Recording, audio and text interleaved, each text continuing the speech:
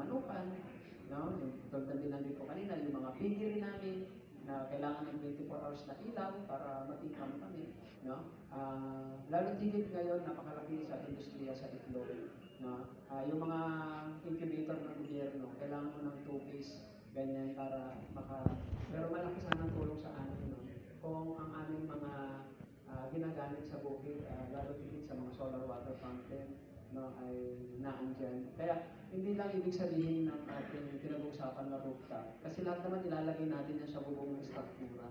Dapat siya ay pagkikitaan. Yung sa kanila, Ronnie, yung training center, kasi ang trabaho dapat ng mga kababaihan doon ay makapaghabi ng mga ay madilim, hindi kaya. Kaya ang pangarap namin ay madagdagan yung power ng solar para maging gumana na yung training center. Ang Caritas ay nagbigay ng training center, pero yung ilaw ay hindi sa amin. So, ganun yung isang challenge. And then, wala namang local policy na nagsusupport. Pumunta ka sa munisipyo, hindi nila alam paano i-charge. Kaya nangyayari, kanya-kanyang hugot kung magbibigay, pero halos wala din magbibigay ng ganito. Kung magbibigay, siyempre may malaking pangalan doon sa family.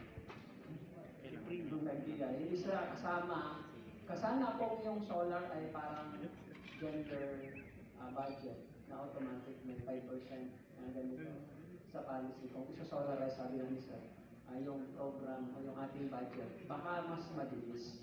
Kahit na pa isa-isang poste ng kuryente o bahay ng ilawan. Pero sa ngayon, wala pang ganun masyadong mechanism sa policy. Yun yung challenge na kinakaharap.